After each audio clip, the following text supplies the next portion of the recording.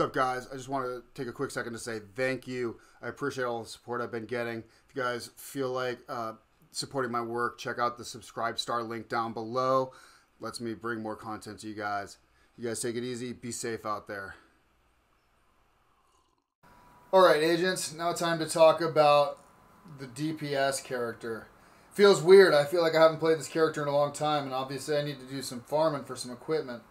So I'm not going to do a build guide on how to do a DPS build. Everybody knows how to do it. There's a ton of videos out there.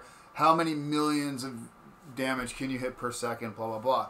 I'm going to talk some basics on some ideas of how to just take a basic DPS build and possibly modify it from what you have to make it more synergistic and get even more out of a synergized dream team. So we'll just go slowly. I'll show you the build I'm working with here, and I'll just show you the couple things that are specifically geared towards working with the other three builds I've already showed. So this is just a standard DPS build. I'm going with the gunner for the armor on kill and the extra ammo stuff. The weapons I'm using a Good Times, which is the named M60. Perfect fast hands. Critical hits out a stack of 8% reload speed bonus. Max stack is 40%. And this is a huge DPS sustainment. It allows me to get back in the action. The reloads are super fast, especially with this build. Now, in my offhand, I'm actually using the Baker's Dozen right now, and that's basically because the build that I'm running has some rifle damage. The big reason I'm running this is this slot should be the Bullet King, which I've been farming for and have not gotten. The whole idea behind this is I want to be able to use the Bullet King or the Good Times. And I was doing that because I was using, where is it at? Gunslinger. Swapping weapons increases total weapon damage by 20%. But because of the build, we're not gonna be doing that. So theoretically, you could still run. I could be running Baker's Dozen and then just swap the Bullet King in here, and that would be great for the build too. Offhand, as always, run a double barrel with preservation. So this, you could basically build this however you want as far as the gear. Since I'm ultimately going for a Bullet King build, this is based on an LMG. I'll just go over the pieces real quick just to show you. Let's see. Let's start here. So I'm using a Overlord's holster. This gives the rifle damage, and more specifically for the LMG, it gives a plus 10% accuracy. We're using the name Fox Prayers knee pads. These also are Overlords, so this is the second piece that gives us the accuracy there. The weapon damage plus 15% and plus 8% damage to targets out of cover. I would prefer to have crit hit damage instead of headshot damage right there, and a higher roll, but that's what I have. Gloves, we're using the Contractor's Gloves. This gives us our 10% LMG damage for the Petrov gear set. Was the God roll with the plus 8% damage to armor and the plus 10% headshot damage. So I rolled 15% weapon damage on there. So perfect God roll there. Now, the main thing we're doing for our bonus damage is we're running the Intimidate perk. And this is, while you have bonus armor, amplifies total weapon damage by 35% to enemies within 10 meters. And notice this is amplifies total damage. So this is a multiplier. It's multiplicative. So it's not only the largest damage bonus as far as the percentile, but due to it being multiplicative, it hands down is the largest damage bonus that you can get on a chess piece in the game. A couple caveats, though, is A, they have to be within 10 meters of you to get that bonus damage, and B, you have to have that bonus armor. As you've seen from the tank build, it's pretty easy to maintain that, and you can have bonus armor almost 80% of the time. A little bit more when you consider that the protector is going off possibly during the 5 seconds of downtime from Vanguard. But point being, Intimidate should be active almost all the time. So the only other caveat then is whether the enemies are within 10 meters of you or not. So this particular chess piece is the Seska Yorvov. I don't know. I don't know how to pronounce that. But so that gives us plus 10% crit hit chance. Now, of course, depending on your different builds and stuff, you may use different brand sets. That's not important. Just use the best gear you got. Of course, I went with 15% weapon damage. We got some headshot damage on there and weapon handling, which of course helps with the machine gun. And both the mod slots, defensive slots, I have 11% protection from elites, so I have 22% protection from elites in this build. So the backpack, I'm running the Gila Guard for the plus 5% total armor, so that helps to maintain bonus armor so that I can maintain the Intimidate as long as possible. This rolls with core of armor. We had a good roll on the armor regen, which of course I enjoy having, and we had a perfect roll of 10% headshot damage. So the main thing here, and this really depends on how much you trust your team and how your build works, I choose to go with the Bloodsucker. Killing an enemy adds and refreshes a stack of 10% bonus armor for 10 seconds. Max stack is 10. So this is, some people would say, hey, why run Bloodsucker when you can run something like, say, check this out. I could throw on this Grupo Sombra pack right here with concussion. Headshots would do 10% more damage, right? And I get 15% crit hit damage on there versus the 5% armor. But here's the thing about this. That Bloodsucker, those stacks, that bonus armor, that's in conjunction with the over 1 million bonus armor I'm getting from my tank. So check this out. If I get, say I get a full stack of 10, so I have 900,000 armor. And so let's say I get 1,100, let's say I get 1.1 million from the Vanguard and the Protector. So now I'm saying at 2 million. Right? But now I get 10 stacks of bonus armor from the Bloodsucker because I'm killing things. That's almost another million on top of it, right?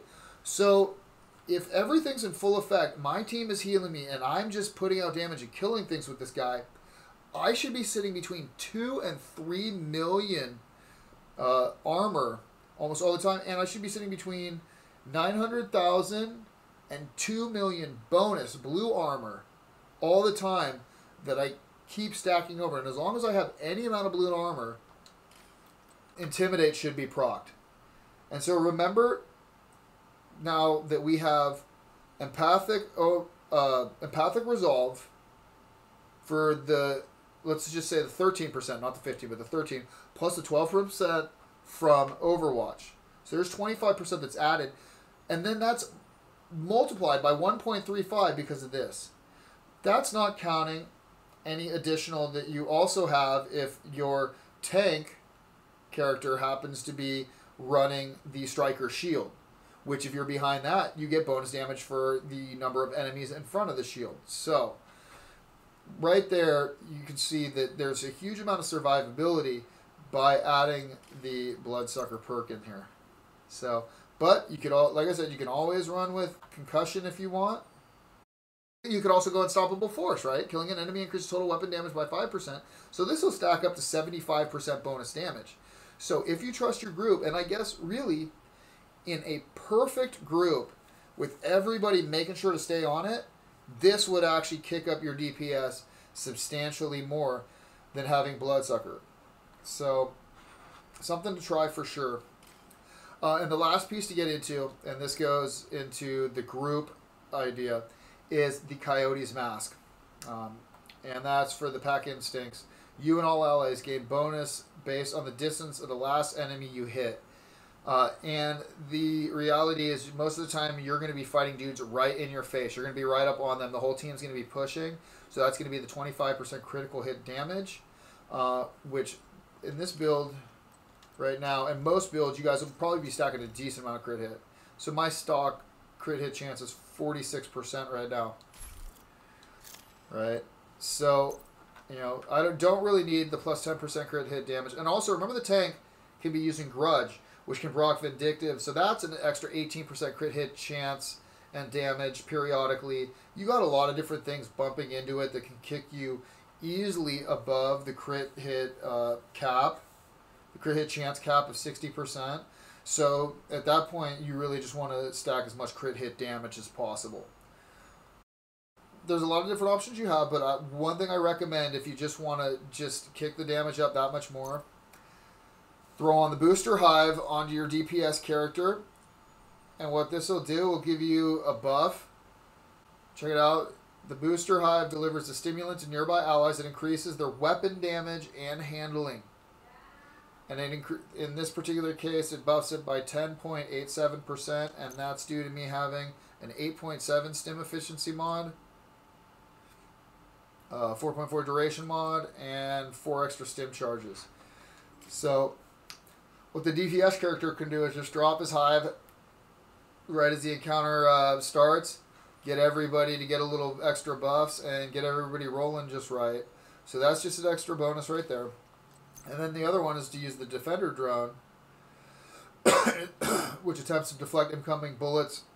And so this just increases the survivability, and this will decrease the amount of damage you're taking, which means you lose less blue armor, so you stay in your intimidation posture more often.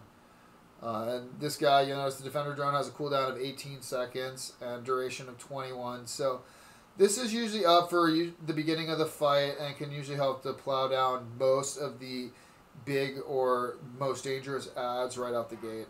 So again, use whatever, and there are tons of different DPS builds. This is just one variation, and mine isn't even that good because I don't run this build. I usually work on my skill characters. So I apologize to all you guys that have full built DPS.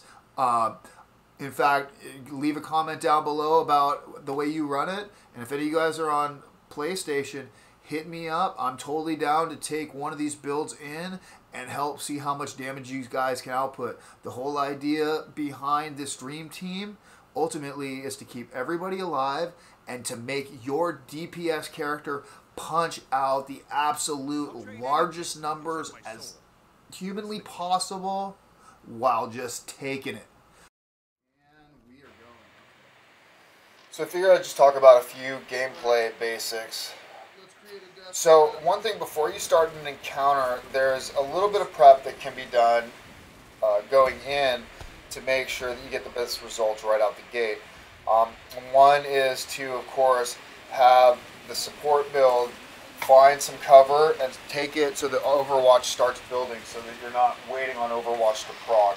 Unlike some other skills, like say Kinetic Momentum that ramps up and the damage increases as it goes, Overwatch is just you're not doing any bonus damage and then you're suddenly doing the 12%. So you want to start proccing the Overwatch with the skill build as quickly as possible. And one thing you can always do is have him, once it's built up, do a cover-to-cover move into the position where he wants to stick the sniper turret. And then he can place that there, and that will create the Faraday field. It will create the 10-meter radius of non-disruption and shock. So that is initially what the support build can do. The healer can be vigil to where the support build is setting up shop. Basically get ready to toss the hive in that general direction and then set up an actual Overwatch position to keep an eye on the battlefield. Generally the medic will be the one in charge. He's the one not shooting at anybody, so he's the one who has the advantage of looking around the battlefield and of situational awareness. He's the one that can call out if somebody's going to get flanked. He should also be the one calling out in case he's just about out of charges on the hive and he's about out of heals. He's the one who's going to, of course, call out that people will need to drop back. You don't want to have your group pushing when you don't have any heals. So that would be his job and how he would initially set up. The tank is essentially just waiting for the other guys to get in position, get everything set, and he'll go in position. Now, one thing to note is we don't want the tank to immediately pull out the shield and proc Vanguard, and here's why. If he procs Vanguard and that gives everybody the bonus armor, that actually means the DPS character will not start healing because the heal from the hive will not heal bonus armor. And if you have bonus armor, then you're not taking damage to your normal armor, which means you will not heal from the empathic resolve, which means you will not get that 13% bonus damage. So what I recommend is that everybody else set up. The DPS character initiates the battle, takes a shot, starts fire. Starts taking a little bit of damage, in which case he starts healing. As soon as that happens, then the tank will pull out the shield which will proc everybody's bonus damage, and then the fireworks begin. And that's the way that I see the synergy working the best. That means that right out the gate, everybody has their buffs. Another thing to note, of course, too, is where the when the healer throws out his hive to set the healing, at that point the DPS character can take the booster hive, throw it in that general direction, so that way as everybody moves into position, they will get the benefit of the booster hive as well. That's pretty much it. And lastly, like I've said this quite a few times, but the DPS character, you literally want to build the best DPS character you have. I showed an example here, but this is just one way, and there's significantly better builds. Play around with it, just get the best build you can, and the best part is have fun. This should allow you to actually play heroic and legendary content and enjoy it. Not have it be a situation where you feel like you're pulling teeth. Yeah, it may take a little bit longer still, like that's what that content's supposed to be. But this is a way to help you guys get through it. Thanks for watching, guys. I know that this has been a long video. I had a lot to cover, but I had a lot of fun theory crafting this. Please leave a comment. Let me know what you guys think. If you guys actually enjoy this type of content, I'd love to do more theory crafting. It takes a little longer to get the videos out because they're obviously a lot more in depth. But I'm down to do it if everybody's down. So thanks again, guys, and I will see you agents in the Dark Zone.